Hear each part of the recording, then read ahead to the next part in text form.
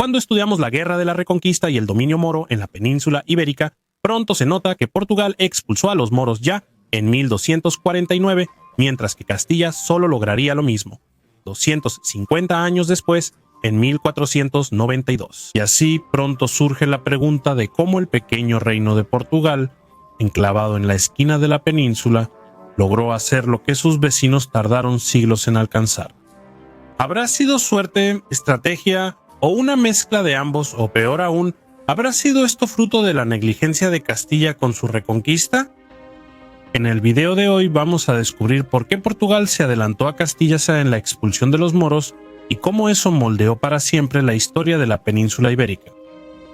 Pero antes de comenzar el video, si te gusta nuestro contenido, hazte miembro ahora mismo aquí en el canal. Así podrás tener acceso a nuestro grupo de WhatsApp y a contenido exclusivo, incluyendo clases en vivo. Para adentrarte más en los bastidores de la historia, para entender cómo y por qué Portugal concluye su reconquista tan rápido. En comparación con Castilla, primero tenemos que analizar la reconquista portuguesa, para después analizar y comparar la reconquista castellana. La independencia portuguesa ocurre en un periodo muy oportuno, justamente en medio de un periodo de gran debilitamiento de las taifas moras al sur de la península ibérica. Portugal surge inicialmente con la actuación de don Afonso Enríquez en la legendaria batalla de Ourique contra los 5 o 6 moros en las taifas de Elba, Beja, Badajoz, Évora y Sevilla. Y este nuevo reino surge en un periodo en que la cristiandad ardía en deseo de cruzadas.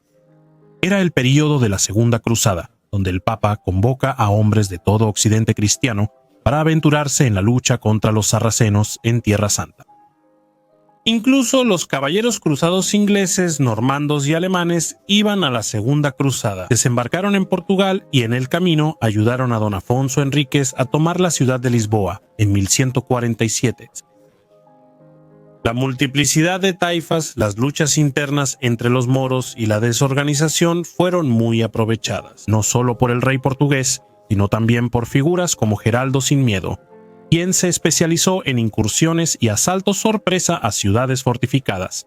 Las incursiones de Geraldo ayudaron a conquistar buena parte del Alentejo, que después sería nuevamente reconquistada por los moros, hasta que los portugueses las retomaron a principios de 1200.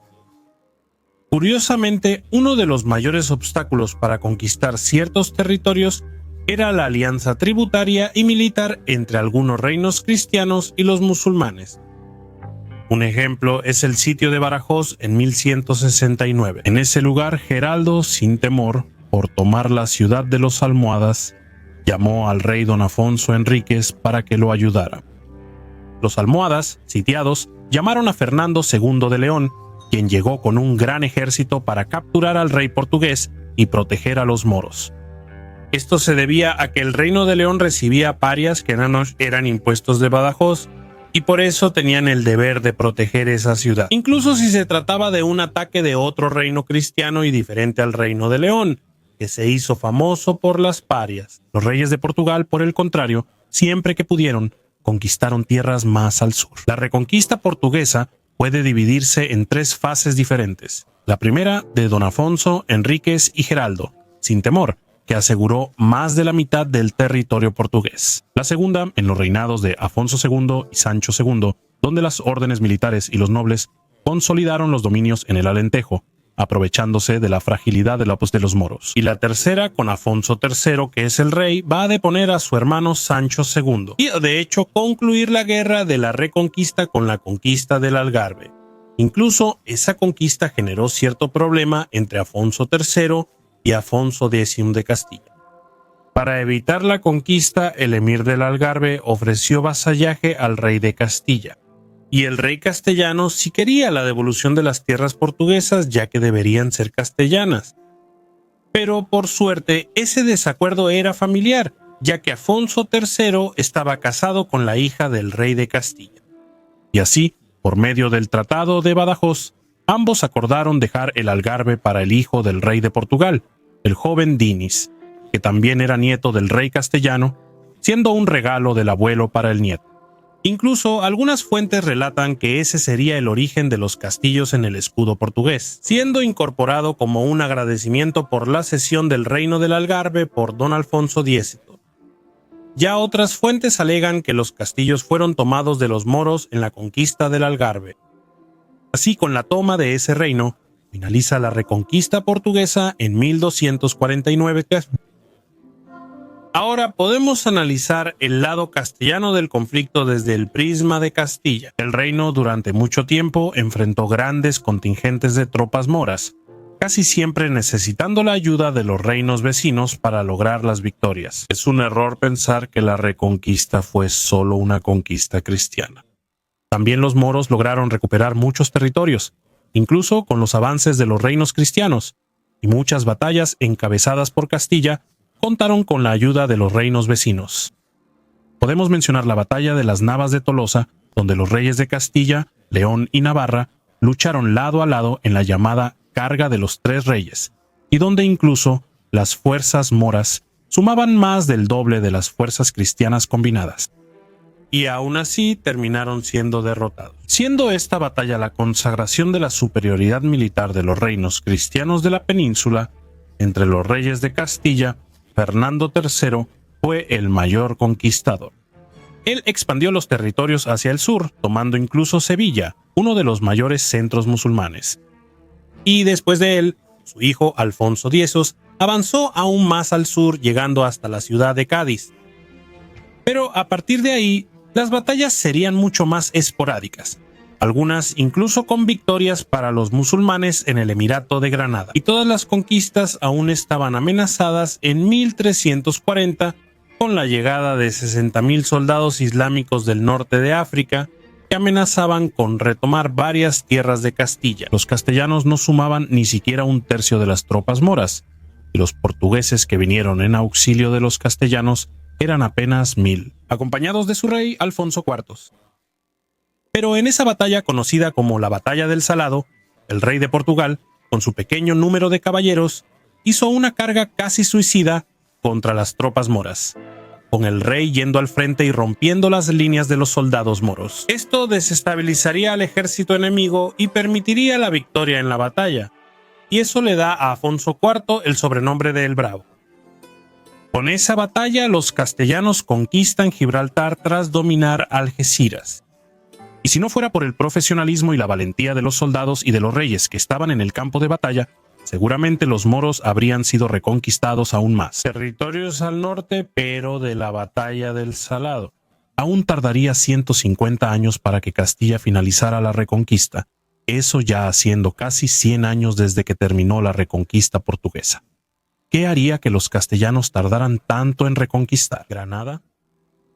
¿Qué puede explicar mejor la inercia de Castilla? Es una serie de factores que van desde conflictos internos, conspiraciones, la fuerza de la nobleza y méritos. También entre los granadinos en Castilla hubo guerras civiles destructivas, como la que ocurrió entre Fernando IV y su tío, que duró 8 años y destruyó el país. También hubo guerras entre hermanos como la de Pedro el Cruel y Enrique II, que duró 3 años. Eso sin mencionar las guerras contra la corona de Aragón, como la Guerra de los Dos Pedros, y contra Portugal, como las guerras fernandinas. Varios reyes de la dinastía de Trastámara, desde Enrique II, tuvieron reinados bastante breves. Juan I decide dedicar parte de su corto reinado a intentar conquistar el reino de Portugal, lo que fracasa en la batalla de Aljubarrot. Algunos, como Enrique III, llegaron a iniciar una campaña contra Granada, ganando la batalla de Colerares, pero terminó muriendo poco tiempo después. Con el tiempo surgen factores que evitan que el reino de Castilla conquiste Granada rápidamente. El Emirato Islámico ocupaba un terreno montañoso y difícil, conocido como Sierra Nevada, y contaba con varias ciudades muy fortificadas. Viendo un mapa, Granada parece un pedacito de tierra fácil de conquistar, pero en la práctica era un laberinto de montañas, ciudades muy bien fortificadas y guerreros dispuestos a morir luchando. No era un territorio pequeño, era una pesadilla militar. Eso sin mencionar las muchas relaciones diplomáticas con potencias islámicas mediterráneas que podrían llenar sus territorios de guerreros, vinos del norte de África. La zona de Granada funcionó mucho tiempo como amortiguador diplomático. Mientras las relaciones de Castilla con ese emirato, que era su vasallo, fueran buenas, no habría miedo de una yihad contra los reinos cristianos. Y por último, muchos reyes de Castilla se acostumbraron a los fáciles tributos que venían de Granada, los cuales eran esenciales para una corona, en un reino con una nobleza tan fuerte y tan rebelde. Y lo interesante es que algunos granadinos se entrometieron en conspiraciones castellanas, al mismo tiempo que los castellanos se entrometían en las conspiraciones granadinas. Por ejemplo, en 1294, cuando Sancho IV usurpa el trono de su sobrino, el tío abuelo Juan, junto con los moros de Granada atacan la fortaleza de Tarifa, que es defendida por Guzmán el Bueno. En 1432, durante una guerra interna en Granada por el trono, el rey castellano Juan II espera que los rivales se eliminen entre sí, para después apoyar a Yusuf IV, quien es puesto en el poder del emirato por el rey castellano. Pero todo eso terminaría con el reinado de los reyes católicos Fernando e Isabel. Siendo la reina extremadamente devota, Isabel no estaba de acuerdo con la idea de un emirato presente al sur de la península, y más aún que los reyes de Castilla recibieran tributos sin conquistar la tierra. Con un infiel ahí, tan presente junto al rey Fernando, ella emprende la última campaña contra el emirato. Y podemos ver la fuerza del reino de Granada, pues los reyes católicos tenían las fuerzas de los reyes de Castilla y Aragón sumadas, además de una guerra interna en el emirato por el poder, la concesión de una bula que otorgaba indulgencia a quien luchara contra los moros. Y aún así los reyes católicos tuvieron que emprender 10 años de guerra contra Granada, hasta que cayó en 1492. El 2 de enero de 1492, las puertas de Granada finalmente se abrieron. Boabdil, último rey moro, entrega las llaves de la ciudad a Fernando e Isabel. Era el fin de una guerra de 781 años de presencia mora en la península ibérica y el inicio de los imperios ultramarinos. ¿Y tú pensabas que esos fueron los motivos por los que se demoró la reconquista castellana de la península ibérica? ¿Qué fue lo que más te sorprendió? Entonces, deja tu comentario ahora mismo para fortalecer nuestro trabajo y aprovecha para hacerte miembro del canal en este momento. Así podrás profundizar y conocer aún más la fascinante historia ibérica.